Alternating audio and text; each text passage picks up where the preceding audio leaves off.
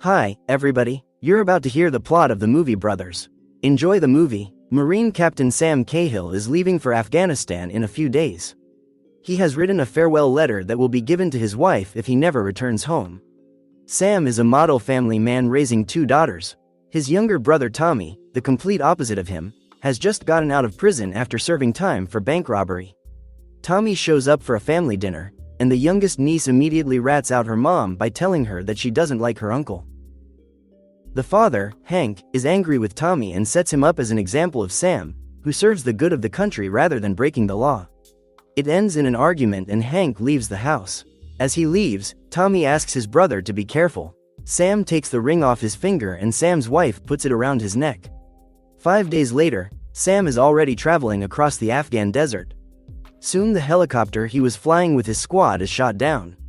Grace was taking a bath when two military men come to tell her the terrible news of her husband's death. She can't take it and keeps dialing Sam's cell phone number.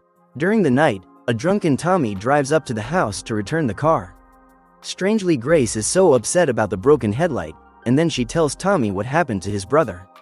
He was the last to know about the tragedy because no one could reach him all day. Grace gathers her daughters for the funeral. The girls refused to wear black dresses. The widow was handed that very farewell letter. After the ceremony, Hank has been drinking, and Tommy tries to take his keys away from him so his father won't drive drunk. Hank rebukes the younger man, but Tommy also has something to say to the old man, who hasn't been the best father and husband, and has also hammered this war nonsense into his older son. It turns out that Sam and another military man, Private Joe, survived. They were taken prisoner and thrown into the pit, an underground prison. A drunken Tommy calls Grace at 3 in the morning and asks her to help him with the money. He didn't have enough $47 to pay off the bartender, and the latter is now threatening to report the parole violation to the police. A woman had to bail out a wayward relative in the middle of the night and bring him to her house. Tommy woke up to the clatter of kitchen utensils. The girls decided to make pancakes and make their mom happy. Hank came to them. He did not expect to see his son here. The man apologizes for his behavior yesterday, and Tommy admits that Sam has always been smarter than him. "That's not true," Hank says, "it's just that you always dropped everything you didn't take on, unlike your brother." "I'd cut my own throat if it could bring my brother back," Tommy replies. A helicopter flies over the Taliban camp. Sam is sure they are wanted and he starts pounding out the planks with a rock. He was threatened with an assault rifle and placed a large rock on top of the boards. Tommy remembers what his father said about Grace's kitchen being lousy, so he and his friends, without warning, decided to make some repairs. 2 months have passed. While Sam tries to stay calm, the private is slowly going crazy and blames the captain for saving him, and now the private is living in hell. Sam insists that John not say who he is or what his rank is under any circumstances. The Taliban work something out amongst themselves and the Americans are transported by car to another location. They are being filmed, and an Afghan man was kneeling in front of the captives. He used a satellite phone to call his pregnant wife, thus revealing their location. The offending man was immediately shot in the head. "This is their country and you have no business being here," is the message Sam must send to America, or he will be forced to do so. While Grace is sad for her husband, the renovations continue.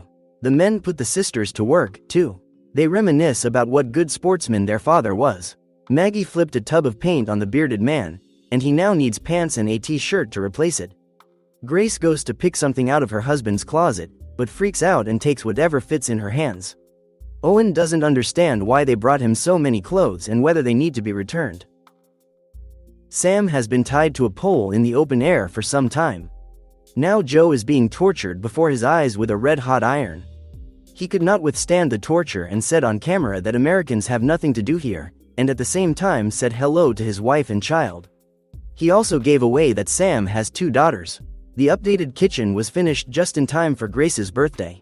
She is congratulated by everyone close to her, but the one person closest to her is sorely missed.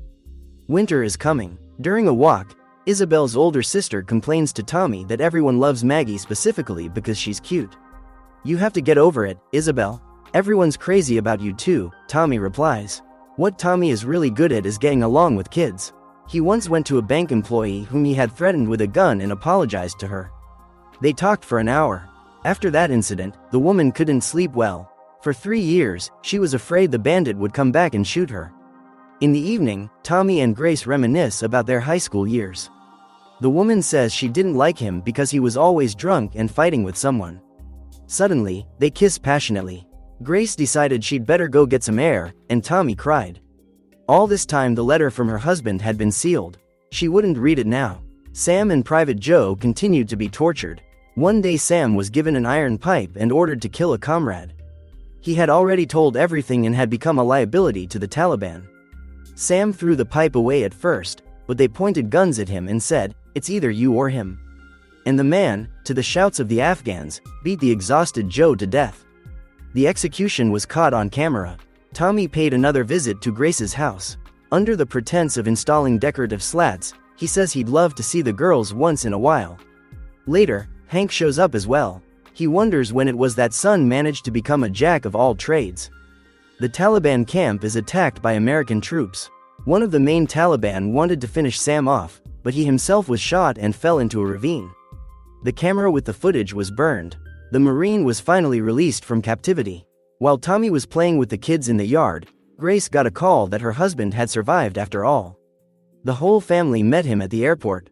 Tommy is happy and sad at the same time. The first thing the girls do is brag about the new kitchen. Sam lay down on the bed and hugged his wife and daughters tightly. Grace goes into her husband's bathroom and kisses his scars, but Sam is cold and hints for her to come out. Hank sees Sam acting strangely and remembers when he himself returned from the Vietnam War and pulled away from his sons.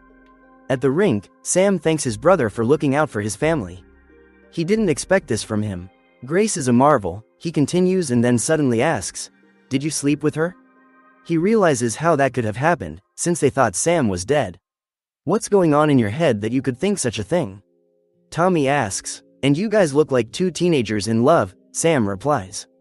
It's impossible to change his mind. Sam is 100% sure they slept together. The family of a murdered soldier came to visit the Cahill family. John Jr. crawls out from around the corner. The widow is constantly dreaming about her husband, as well as Sam, whom she hated in her dreams because he survived and her Joe did not.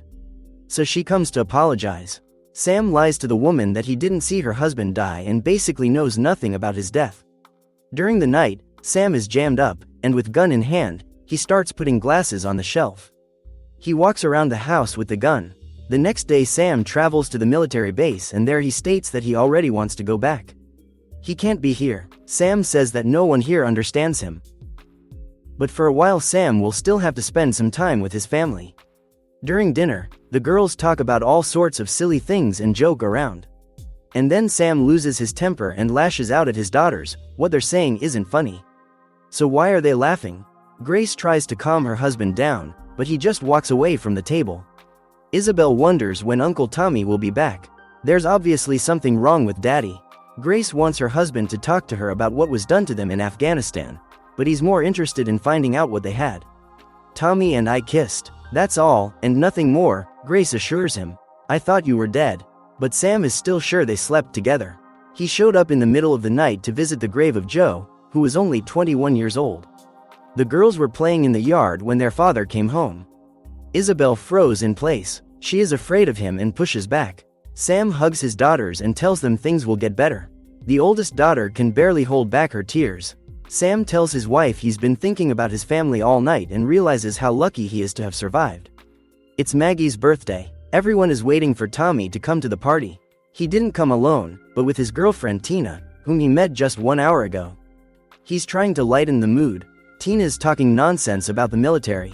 Tommy pokes her with his elbow, but the girl is disengaged and won't shut up. Sam's tense. The daughters are getting spoiled. Isabel is the one who is constantly being reprimanded by her father. The girl says her sister is loved more and she always gets the best. Isabel cracks a balloon and interferes with adult conversation to draw attention to herself.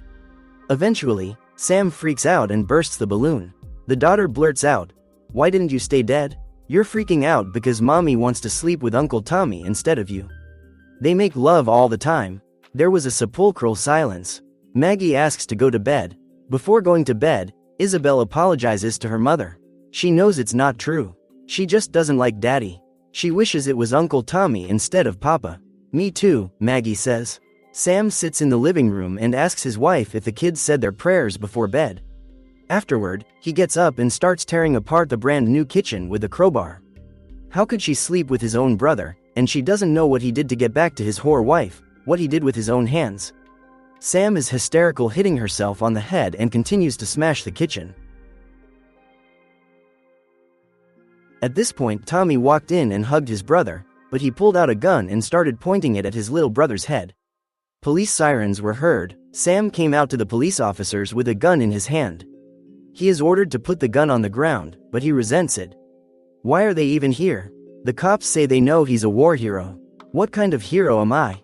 Sam replies, "You don't know what I did," and puts a gun to his temple. Tommy and Grace try to shout to Sam and prevent tragedy. "What's wrong with you, Sam?" The brother asks. "I'm drowning, Tommy," Sam replies. Sam throws the gun away and the police arrest him. Grace finally unseals the envelope and reads her husband's letter about how much Sam loves her and his daughters. Sam called Tommy from the psychiatric clinic for war veterans to reconcile with his brother. Tommy stays with his nieces and Grace comes to visit her husband. Once again, Grace asks him to tell her what happened to him, why he torments himself so much. "I killed him. I killed Joe Willis," Sam replies. After his confession, he wonders if he will be able to live a normal life after all that has happened.